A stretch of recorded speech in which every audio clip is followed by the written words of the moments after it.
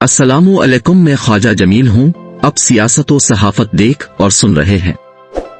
Army chief ने Sialkot garrison में तकरीर करते हुए 9 मई के सिया दिन को 9/11 करार दिया और कोर कमांडर समेत दीगर आर्मी तंसीबात पर हमला करने वालों के साथ सख्ती से निपटने का फैसला किया है और हमला करने वाले तमाम शरपसंदों के मुकदमात आर्मी कोर्ट में भेजने का अज़्म मुज़म्मम किया है ताकि आर्मी तंसीबात पर हमला करने वाले अफराद को सजा देकर इबरत का निशान बना दिया जाए और आइंदा के लिए मिसाल कायम हो जाए और कोई दोबारा इस तरह की हरकत करने की जुर्रत न करे।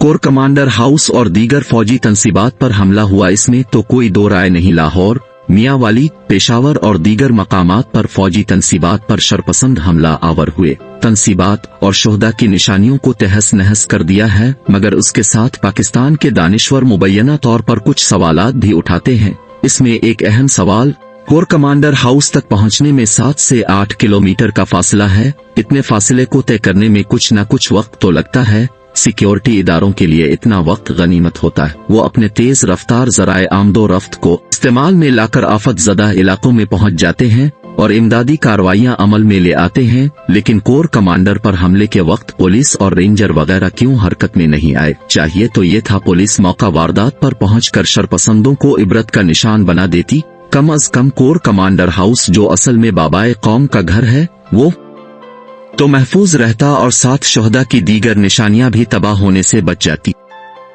22 मई के कैपिटल टॉक में हामिद मीर के साथ मरूफ कानून दान और मुमताज दानिश्वर एतजाज अहसन प्रोग्राम में शरीक थे। शरपसंदों के हमलों पर बात करते हुए एतजाज अहसन ने शरपसंदों के हमलों की टाइमिंग पर बात करते हुए अजीब नकात बयान किए। उन्होंने कहा, पंजाब की निगरान हुकूमत ने शरपसंदों के हमलों की टाइमलाइन शाये कर दी है।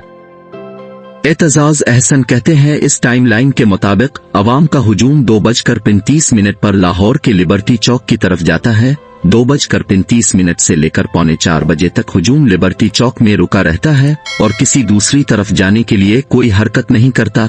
जुलूस के शुरका इस दौरान नारेबाजी करते हैं और हुकूमत के मुखालिफ जज्बात से भरपूर नारे भी लगाए जाते हैं। इस दौरान भी पुलिस कहीं दिखाई नहीं देती। जुलूस और उसके शुरका 4:02 पे लिबर्टी चौक से कोर कमांडर हाउस की तरफ रवाना हो जाते हैं। इस दरमियाने रास्ते में सिक्योरिटी के किसी इदारे और एहलकार ने उनके दरमियान हाइल होने की कोशिश नहीं की और न उनको रोकने की कोशिश की है। कोर कमांडर हाउस की तरफ रवाना होने वाले पहले जत्थे में चूंकि अफराद कम थे, इसलिए 20 से 30 अफराद 5:15 बजे कोर कमांडर हाउस में दाखिल हो जाते हैं और वहां तोड़फोड़ और नारेबाजी करते हैं। इस हुल्लड़बाजी के दौरान भी वहां कोई एहलकार मुदाखलत नहीं करता और न उन 30 अफराद को जिना हाउस से निकालने की कोई तदबीर की जाती है। एतजाज अहसन कहते हैं, 5:27 पर अवाम का एक बड़ा जत्था कोर कमांडर हाउस पहुंचता है और अंदर दाखिल हो जाता है। इस जत्थे में शामिल लोग बड़े मुश्तइल होते हैं। घर के शीशे, अलमारियां, खिड़कियां, दरवाजे और फर्नीचर वगैरह की तोड़ फोड़ करते हैं। कुछ अफराद घर में मौजूद अशिया की लूट मार में मसरूफ हो जाते हैं। नारेबाजी भी की जाती है। एतजाज अहसन का कहना है, 6:07 पर जिना हाउस में शरपसंदों की तरफ से आग लगा दी जाती है, जिससे घर में मौजूद रही सही अशिया भी जलकर खाकिस्तर हो जाती है।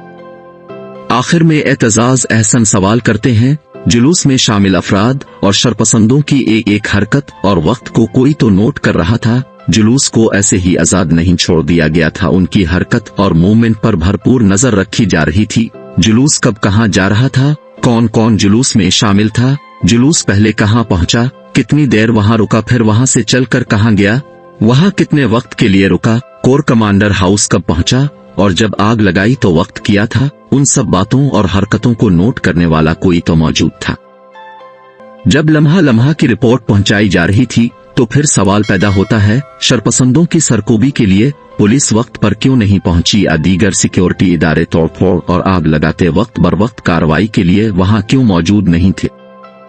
जलसे और जुलूसों में शरपसंद और मुल्क दुश्मन अनासिर मौजूद होते हैं जो ऐसे नाजुक वक्त का भरपूर फायदा उठाते हैं और इंतशार के वक्त मजीद इंतशार पैदा कर देते हैं।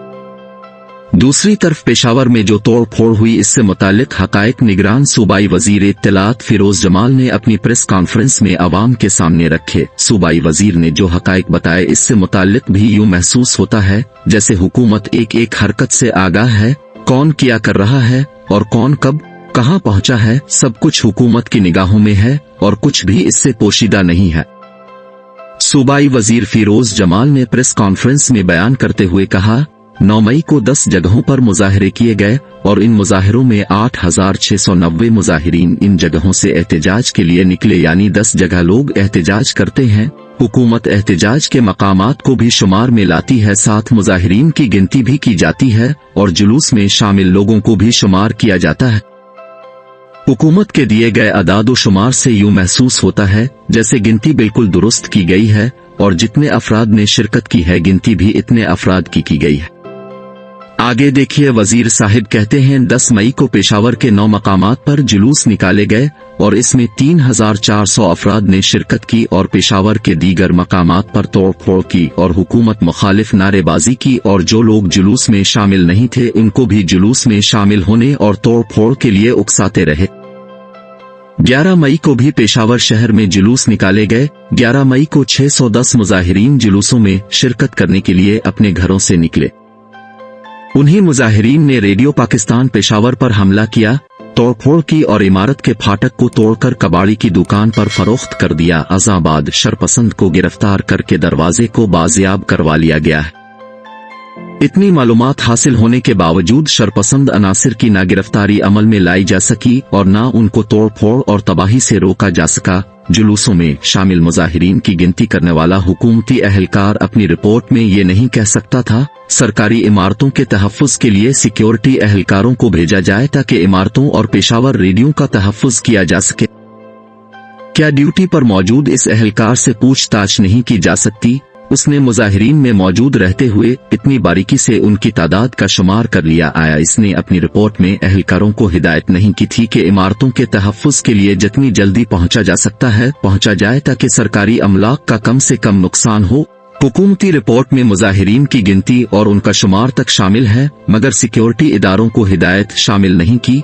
अगर तो यह गफलत है तो इसका खमियाजा पूरी कौम ने भुगत लिया है, मगर गफलत करने वाले अहलकारों को भी कटहरे में लाया जाना चाहिए ताकि आइंदा से इस तरह के वाकयात से बचा जा सके। शरपसंदों को तो करार वाक़या ही सजा दी जानी चाहिए और मिलिट्री कोर्ट में सजा देने का फैसला अगर आइन इजाजत देता है तो इस पर बरवक्त और तेजी से अमल करते हुए सजा को बरोए अमल लाना चाहिए। अगर आइन फौजी अदालतों के बारे में इजाजत नहीं देता तो फिर भी आम अदालतों में मुकदमात दर्ज करके उनको सजा देनी चाहिए। नाजरीन, वीडियो अच्छी लगे तो लाइक और शेयर कीजिए।